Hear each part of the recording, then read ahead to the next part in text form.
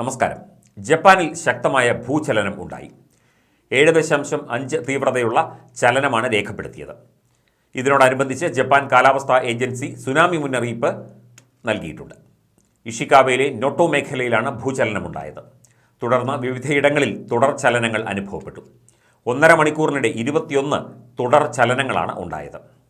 നൈഗാട്ട, Toyama, Ishikawa തുടങ്ങിയ മേഖലകളിലാണ് tsunami മുന്നറിയിപ്പ് നൽകിയിരിക്കുന്നത്. സുസു നഗരത്തിൽ സുനാമി തിരകൾ അടിച്ചതായും റിപ്പോർട്ടുണ്ട്.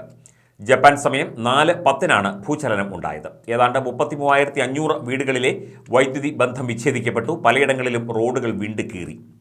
ആണവ നിലയങ്ങൾക്ക് ഭീഷണിയില്ലെന്ന് അധികൃതർ അറിയിച്ചു. ആളുകളോട് ഉയർന്ന പ്രദേശങ്ങളിലേക്ക് മാറാൻ അധികൃതർ മുന്നറിയിപ്പ് നൽകിയിട്ടുണ്ട്.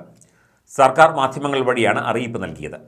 ജപ്പാൻ തീരത്ത് ഭൂകമ്പത്തിന്റെ പ്രഭവ കേന്ദ്രത്തിൽ നിന്ന് 300 കിലോമീറ്റർ വരെ സുനാമി തിരകൾ അടിക്കാൻ സാധ്യതയുണ്ടെന്ന് ഹവായ് ആസ്ഥാനമായ പസഫിക് സുനാമി സെന്റർ മുന്നറിയിപ്പ് നൽകി.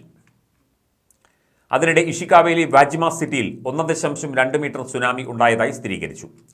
എന്നാൽ നോട്ടോയിൽ 5 മീറ്റർ വരെ ഉയരമുള്ള രാക്ഷസ തിരമാലകൾ അടിക്കുമെന്നാണ് ജപ്പാൻ മെറ്റീരിയോളജിക്കൽ ഏജൻസി വ്യക്തമാക്കുന്നത്.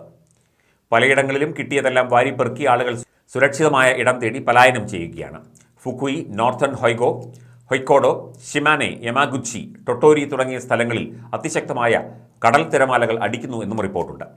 ജപ്പാനിൽ ഭൂചലനം ഉണ്ടായ സാഹചര്യത്തിൽ ദക്ഷിണ കൊറിയ സമുദ്രനിരപ്പ് നിരീക്ഷിക്കുകയാണെന്ന് കൊറിയൻ അധികൃതർ പറയുന്നു.